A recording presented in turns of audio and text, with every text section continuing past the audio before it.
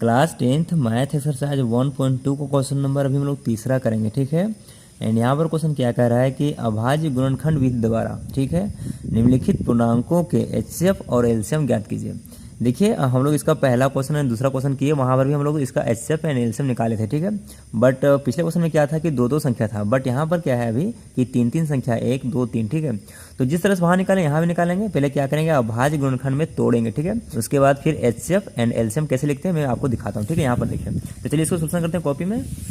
तो ये हमारा पहला क्वेश्चन है। यहाँ पर क्या क्या है, 12 है, 15 है एंड 21 है, ठीक है। तो इसको पहले हम लोगों को अभाज्य गुणनखंड में तोड़ना पड़ेगा, ठीक है। एंड इसको तोड़ेंगे कैसे, तो एलसीएम निकाल के, ठीक है। एलसीएम निकाल के इसको तोड़ेंगे एंड जो हमारा फैक्टर आएगा यहाँ पर लिखेंगे, ठीक है। उसके बाद फिर हम लोग उसमें एचसीएफ एंड एलसीएम लिखेंगे, ठीक है। वो कैसे यहाँ पर लिखेंगे अभी। तो यहाँ पर पहला क्या है 12, तो यहाँ पर 12 लिखिए, क्योंकि आपको यहाँ पर करना है साइड में, यहाँ पर आपको तोड़ना है, ठीक है। तो 12 है एंड एक हमारा कितना है 15 है एंड एक हमारा 21 है, ठीक है। इनका अभाज्य गुणनखंड करेंगे, ठीक है। तो यहाँ पर हमारा 12 है, देखिए इसको 2 से काटेंगे, 2 से कट जाएगा कितना में 6 बार में, एंड यहाँ से फिर ये 2 से कट जाएगा कितना में, ये 3 बार में, एंड ये 3 से 1 बार में, ठीक है। यानी कि 12 का फैक्टर ये हो गया अभाज्य गुणनखंड। एंड उसके बाद 15 का अभाज्य गुणनखंड निकालते हैं। यहाँ पर देखिए ये हमारा 3 से कटेगा, क्योंकि 15 है तो ये 3 से कटेगा, ये कितना बार में 5 बार में, एंड ये हमारा 5 से 1 बार में, ठीक है। उसके बाद 21 का भी निकालते हैं। ये हमारा 3 से कटेगा, ये 7 बार में, एंड ये हमारा 3 से कटेगा, सॉरी यहाँ पर 7 से कटेगा, क्योंकि ये 7 है, 7 से कटेगा 1 बार में, ठीक है। तो ये हमारा अभाज्य गुणनखंड ये सब होता है। ये हमारा जो होता है ना बाहर जो एलसीएम निकालते हैं, तो ये हमारा अभाज्य गुणनखंड है, ठीक है। उसके बाद यहाँ पर लिखेंगे तीनों का एक साथ लिखेंगे, ठीक है। एक जगह पर लिखेंगे, यहाँ फर्स्ट सेकंड थर्ड, ठीक है। उसके बाद वहाँ पर हम लोग एचसीएफ एंड एलसीएम लिखेंगे। यहाँ पर देखिए, यहाँ पर लिखते हैं पहला, यहाँ पर हमारा 12 का फैक्टर, ठीक है, 12 का फैक्टर, एंड यहाँ पर लिखेंगे 15 का फैक्टर, एंड यहाँ पर लिखेंगे 21 का फैक्टर, ठीक है। तो 12 का क्या क्या है, यहाँ पर देखिए 2 है एंड 2 है एंड 3 है, ठीक है। तो यहाँ पर 2 × 2 × 3, ठीक है। ये हमारा हो गया 12 का। एंड 15 का कितना आया था, ये हमारा 3 × 5 है, तो 3 × ये हमारा 5 हो गया, ठीक है। एंड उसके बाद 21 का कितना आया था, ये हमारा था 3 एंड इंटू ये हमारा 7, ठीक है।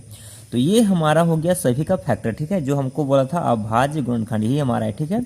उसके बाद अब हमारा आता है एचसीएफ एंड एलसीएम। कैसे निकालते हैं देखिए, फर्स्ट हम लोग एचसीएफ देखते हैं, ठीक है। एचसीएफ कैसे निकालते हैं, तो जिस तरह हमने आपको बताया पहले क्वेश्चन में, सेकंड क्वेश्चन में, उसी तरह से यहाँ देखिए।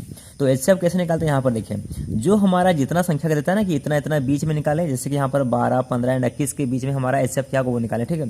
तो जितना भी देगा, ठीक है, उन तीनों का फैक्टर करने के बाद जो तीनों में कोई संख्या, तीनों में यानी कि फर्स्ट सेकंड थर्ड तीनों में जो संख्या कॉमन होगी, कॉमन वाली संख्या ही हमारा एचसीएफ होता है, ठीक है।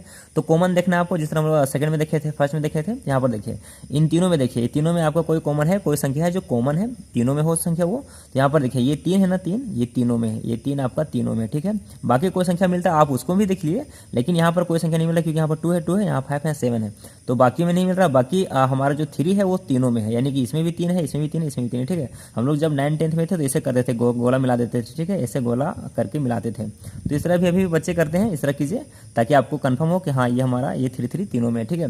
तो इस तरह से ये हमारा हो जाता है एचसीएफ, यानी कि तीनों में जो कॉमन मिलता है वो हमारा एचसीएफ हो जाएगा, ठीक है। तो यहाँ पर लिखेंगे इसलिए, ये हमारा हो गया, ठीक है, ये हमारा हो गया सोल्यूशन। तो यहाँ लिखेंगे इसलिए एचसीएफ इक्वल टू, यहाँ पर क्या कॉमन मिला 3, ये हमारा हो गया आंसर, ठीक है। ये हमारा एचसीएफ है 3। उसके बाद अब आता है एलसीएम कैसे लिखते हैं, यहाँ पर देखिए, यहाँ पर लिखेंगे इसलिए L and C and M, ठीक है। एलसीएम क्या होता है देखिए, एलसीएम लिखाता है कैसे है, तो जो हमारा एचसीएफ होता है ना, एचसीएफ उसको लिखते हैं पहले, ठीक है। उसको आप लिख लीजिए पहले, ताकि आपका ये आराम से क्लियर हो जाए, ठीक है। यहाँ पर देखिए 3 लिख दिए, तो ये हमारा एचसीएफ हो गया, यहाँ पर लिख दिया एचसीएफ। उसके बाद इनटू में जो संख्या सारा बच गया ना, जो संख्या सारा बच गया एचसीएफ छोड़ के, ठीक है, क्योंकि एचसीएफ यहाँ लिख चुके हैं, ठीक है। तो यहाँ पर एचसीएफ एंड उसके बाद जो संख्या बच गया सारा को यहाँ पर मल्टीप्लाई में लिख दीजिए, ठीक है। यहाँ पर देखिए क्या क्या बचा, 2 बचा एंड 2 बचा, तो यहाँ पर 2 × 2 ये वाला देखिए, ये बचा था ना। उसके बाद ये तो 3 हमारा ये तो हो गया एचसीएफ, एंड उसके बाद यहाँ पर 5 है एंड यहाँ पर ये हमारा 7 है, ठीक है। तो आपको क्या करना है, यहाँ पर देखिए एलसीएम में क्या करना है, एलसीएम में हमारा क्या होता है एचसीएफ इंटू बाकी जो संख्या होता है सो, तो एचसीएफ निकाले थे 3, तो एचसीएफ का हमारा 3 हो गया एंड बाकी संख्या जो था यहाँ पर लिखा गया, ठीक है। तो इस तरह से हमारा एलसीएम लिखाता है, ठीक है। एंड उसके बाद इसको गुना करते हैं, यहाँ पर देखिए 3 2 2 5 7, इसको अगर आप गुना कीजिएगा तो आपका आएगा 420, कितना आएगा 420 आएगा, ठीक है। तो ये आपका हो गया एलसीएम, ये हमारा हो गया पहला क्वेश्चन कंप्लीट। उसके बाद सेकंड में क्या है, यहाँ पर देखिए 17 है, 23 है एंड 29 है। तो यहाँ पर इसको सोल्यूशन करते हैं एंड यहाँ पर इसका भी फैक्टर निकालेंगे यहाँ पर। तो यहाँ पर पहले निकालते हैं 17 का, ठीक है। यहाँ पर निकालते हैं 17 का फैक्टर एंड यहाँ पर 23 का एंड यहाँ पर कितना है 29, ठीक है, 29। ये सारे ऐसे संख्या हैं जो है अभाज्य, किसी से कटेंगे नहीं, ठीक है। तो यहाँ पर देखिए ये 2 से कटेगा नहीं, 3 से कटेगा नहीं, ये 17 से ही कटेगा, क्योंकि आप देख सकते हैं ये 17 तो किसी टेबल में आता नहीं है।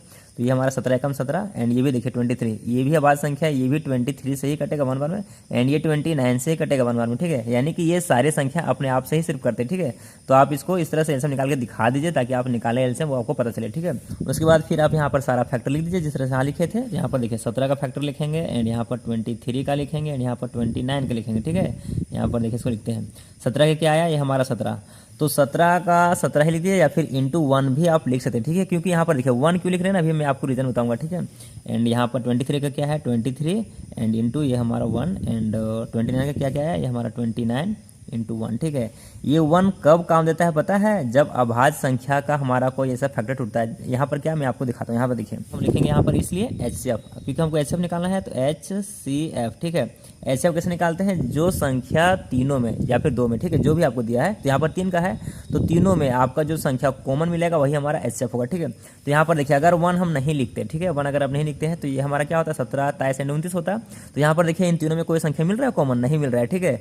तो यहाँ पर जब नहीं मिल रहा है तो HCF क्या होगा, तो यहीं पर आपको एक और बात सीखने का मौका मिलता है। यहाँ पर देखिए क्या कि अगर कोई संख्या कॉमन नहीं मिलेगा, ठीक है, तो संख्या कॉमन नहीं मिलेगा तो क्या HCF नहीं होगा, HCF होगा। वो क्या होगा, तो वो होगा 1, ठीक है। क्यों, क्योंकि यहाँ पर देखिए ये हमारा 1 एक ऐसा संख्या है जो किसी भी चीज को काट सकता है, ठीक है, किसी भी टेबल को काट सकता है, किसी भी संख्या को काट सकता है, ठीक है। तो यही हमारा HCF होता है, क्योंकि यहाँ पर कोई जब संख्या नहीं मिलेगा तो 1 हमारा HCF होगा, क्योंकि 1 इसको काट सकता है, ठीक है। तो यही हमारा हो गया 1, इसलिए 1 लिखा जाता है। क्योंकि अगर आप यहाँ पर 1 नहीं लिखते तो यहाँ पर तो संख्या मिल रहा था, बट अगर यहाँ भी नहीं मिलता तो 1 लिखते, ठीक है। क्योंकि अगर मान लीजिए 3 से यहाँ पर हमारा कॉमन मिला बट यहाँ नहीं मिल रहा है तो इसका मतलब थोड़ी नहीं कि इसका HCF नहीं होगा, इसका HCF होगा क्या 1, क्योंकि 1 हमारा है वो किसी को भी काट सकता है, ठीक है।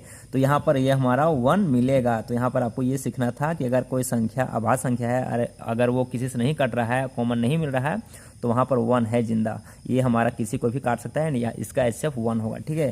तो यहाँ पर इसका HCF कितना हो गया, ये हमारा 1, ये हमारा HCF है, ठीक है। एंड उसके बाद हम लिखते हैं इसका LCM, तो यहाँ पर देखिए LCM लिख देते हैं, तो यहाँ पर लिखते हैं इसलिए LCM, ठीक है। एंड LCM क्या हो जाएगा, यहाँ पर देखिए LCM क्या होता है कि आपका जो HCF मिलता है 100, तो यहाँ पर देखिए HCF कितना है, ये हमारा 1 हो गया, ठीक है। एंड इनटू बाकी जो संख्या सारा बच गया वो लिख दीजिए, ठीक है। तो क्या क्या संख्या है, एक हमारा 17 है, एक हमारा 23 है, एक हमारा 29 है, ठीक है। यहाँ पर कितना हो गया 17 इंटू 23 इंटू ये हमारा 29, ठीक है, ये हमारा हो गया। इसको जब आप गुना कीजिएगा तो आपका आएगा 1 1 3 3 एंड 9, ठीक है। ये आपका आ गया इसका LCM। इसका LCM क्या हुआ, ये हमारा, एंड इसका HCF कितना हो गया, ये हमारा 1, ठीक है। तो ये हमारा सेकंड हो गया सोल्यूशन, ठीक है। एंड उसके बाद एक और बचा हुआ यहाँ पर, ये हमारा थर्ड, यहाँ पर कितना है 8 9 25, ठीक है। यहाँ लिखेंगे, यहाँ तोड़ेंगे फिर यहाँ पर, तो इसको भी सोल्यूशन करते हैं। यहाँ पर देखिए इसको तोड़ना है पहले, यहाँ पर तोड़ेंगे कितना है, ये हमारा 8 हो गया एंड यहाँ पर हम हमारा 9 हो गया एंड यहाँ पर 25 हो गया, ठीक है। इसका फैक्टर करते हैं तो ये हमारा 2 से कटेगा कितना बार में, ये हमारा 4 बार में एंड उसके बाद ये 2 से कटेगा 2 बार में एंड यहाँ पर 2 से 1। तो देखिए 1 भी हम लिखते हैं, ठीक है, 1 भी लाना है आपको, क्योंकि 1 काम देगा। अगर मान लीजिए ऐसा सिचुएशन आ जाए जहाँ पर कोई संख्या नहीं मिले तो वहाँ पर ये 1 ही काम आता है, ठीक है। तो 1 को भी आप उतना ही जो है ध्यान रखिए, ठीक है। उसके बाद देखिए 3 से कटेगा, क्योंकि यहाँ पर 9 है, 3 से कटेगा कितना बार में, 3 बार में एंड ये 3 से 1 बार में, ठीक है।